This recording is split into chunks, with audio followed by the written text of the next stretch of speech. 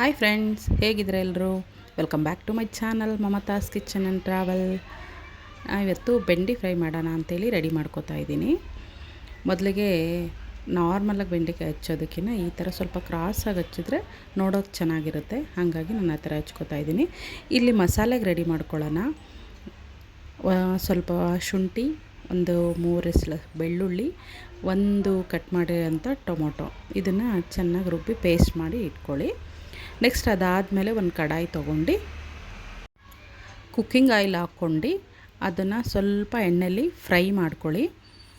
ಅದು ಲೋಳೆ ಇರೋ ಅಂಥದ್ದು ನೀಟಾಗಿ ಹೋಗಬೇಕು, ಆ ಥರ ಬಾಡಿಸ್ಕೊಳ್ಳಿ. ಸ್ವಲ್ಪ ನೀವು ಬೆಂಡೆಕಾಯಿ ಹಚ್ಚೋದಕ್ಕೂ ಮೊದಲೇ ವಾಶ್ ಮಾಡಿ ತಕ್ಷಣ ಅದನ್ನು ಒಂದು ಬಟ್ಟೆ ತೊಗೊಂಡು ಒರೆಸ್ಕೋಬೇಕು.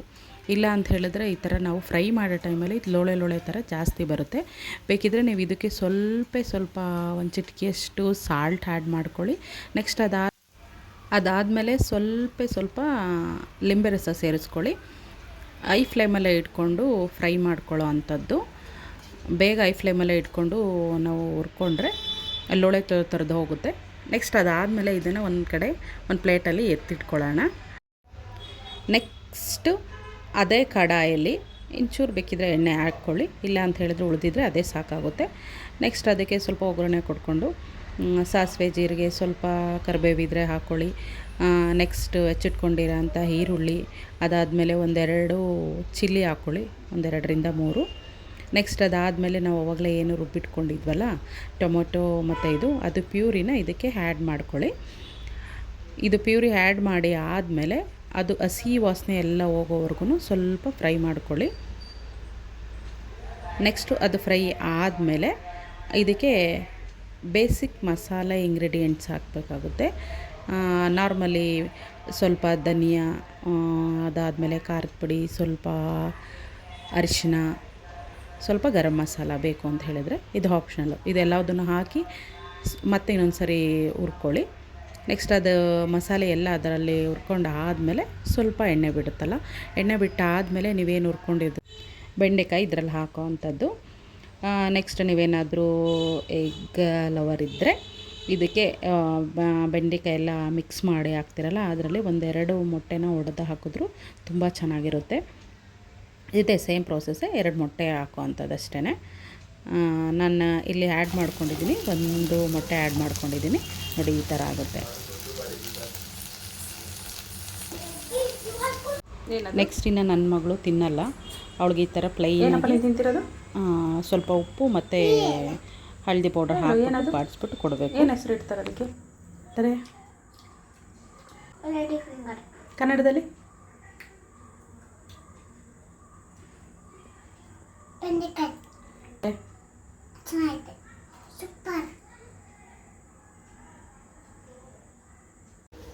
ಇನ್ನು ಮಾರ್ನಿಂಗ್ ಮೇಡಮ್ಮು ಜಿಮ್ಗೆ ಹೋಗ್ತಾ ಇದ್ದಾರೆ.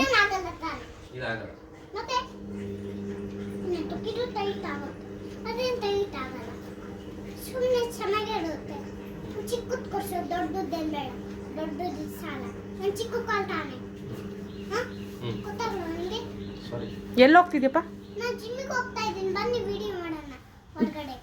ಜಿಮ್ಮಲ್ಲೂ ವಿಡಿಯೋ ಮಾಡ್ತೀಯಾ? ನಾನು ಬರಲ್ವಲ್ಲ. ಹೊರಗಡೆ ವಿಡಿಯೋ ಮಾಡಬೇಕಾ? ಏನೇನು ಎಕ್ಸಸೈಸ್ ಮಾಡ್ತೀಯಾ?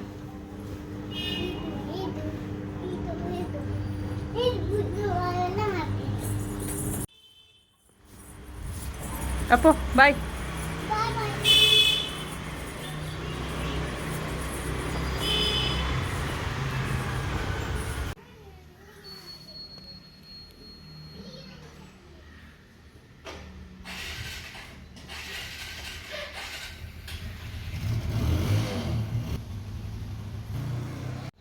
ನೆಕ್ಸ್ಟ್ ನಾನಿಲ್ಲಿ ಮನೇಲಿ ಆರೆಂಜ್ ಇತ್ತು, ಅದಕ್ಕೆ ಸ್ವಲ್ಪ ಹೆಂಗೂ ಬೇಸಿಗೆ ಅಲ್ವಾ, ಕ್ಯಾಂಡಿ ಥರ ಮಾಡಿಕೊಡೋಣ ಅಂಥೇಳಿ ರೆಡಿ ಮಾಡ್ಕೋತಾ ಇದ್ದೀನಿ. ನಾನು ಅದನ್ನು ಜಾರ್ಗೆ ಹಾಕ್ಕೊಂಡು ಫಿಲ್ ಮಾಡೋಣ ಅಂತ ಹೋಗಿ ನನ್ನ ಮಗಳು ನಾನೇ ಹಾಕ್ತೀನಿ ಅಂಥೇಳಿ ಬಂದು ಹಾಕ್ತಾಯಿದ್ದಾಳೆ. ಹೊರಗಡೆ ಕೊಡಿಸೋದಕ್ಕಿಂತ ಈ ಥರ ಒಂದು ಮಾಡಿಸ್ಬಿಟ್ರೆ ಅವ್ರಿಗೂ ಖುಷಿ, ಆರಾಮಾಗಿ ಖುಷಿಯಾಗಿ ತಿಂತಾರೆ. ಹಂಗಾಗಿ ಈಗ ಹಾಕ್ತಾಯಿದ್ದೀವಿ. ನೋಡಿ ಹಾಕಿ ಆಯಿತು.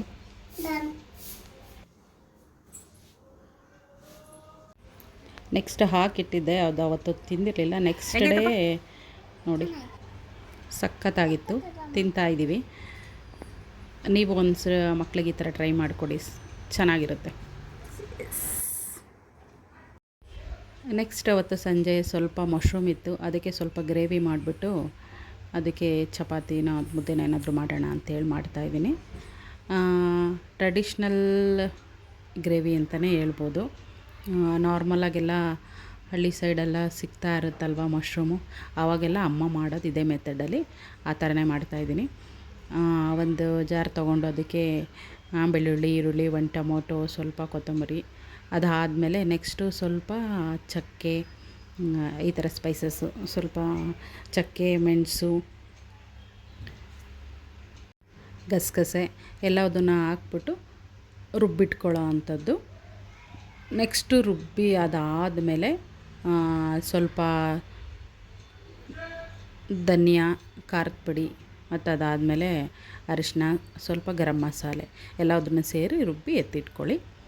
ನೆಕ್ಸ್ಟ್ ಇಲ್ಲಿ 1 ಕಪ್ಗೆ ಸ್ವಲ್ಪ ಮೊಸರು ತೊಗೊಂಡು ಅದಕ್ಕೆ ಸ್ವಲ್ಪ ಆವಾಗಲೇ ಏನು ಹಾಕಿದ್ವೋ ಅದೇ ಮಸಾಲೆನೂ ಇಲ್ಲೂ ಆ್ಯಡ್ ಮಾಡ್ಕೋಬೇಕು.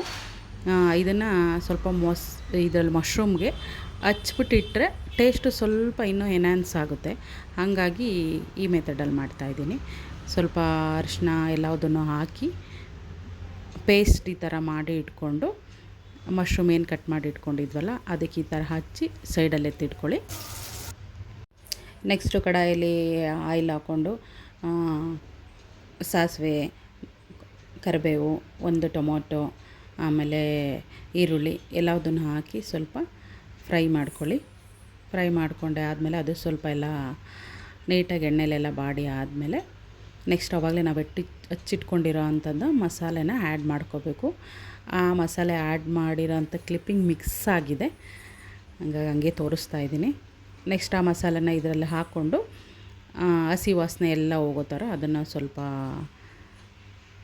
ಹುರ್ಕೊಳ್ಳಿ. ಅದಾದಮೇಲೆ ನೆಕ್ಸ್ಟು ನಾವು ಪೇಸ್ಟ್ ಮಾಡಿ ಇಟ್ಟಿದ್ವಲ್ಲ ಮಶ್ರೂಮ್ಗೆ ಮಸಾಲೆ ಹಚ್ಚಿ ಇಟ್ಟಿದ್ವಲ್ಲ ಅದನ್ನು ಇದರಲ್ಲಿ ಹಾಕ್ಬಿಟ್ಟು ಸ್ವಲ್ಪ ಉಪ್ಪನ್ನು ಆ್ಯಡ್ ಮಾಡ್ಕೊಳ್ಳಿ.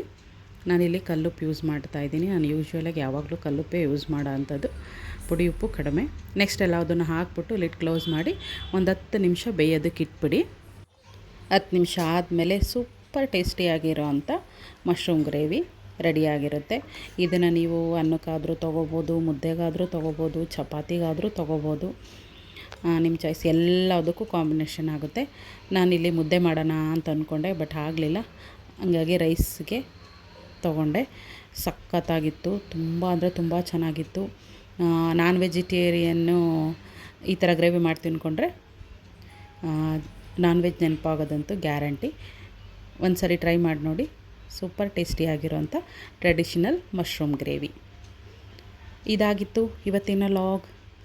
ಏನಾದರೂ ಸ್ವಲ್ಪ ಆದರೂ ಇಷ್ಟ ಆದರೆ ಪ್ಲೀಸ್ ಸಬ್ಸ್ಕ್ರೈಬ್ ಮಾಡಿ, ಲೈಕ್ ಮಾಡಿ, ಶೇರ್ ಮಾಡಿ. ನೆಕ್ಸ್ಟ್ ಮತ್ತೊಂದು ಲಾಗೊಂದಿಗೆ ಸಿಗ್ತೀನಿ.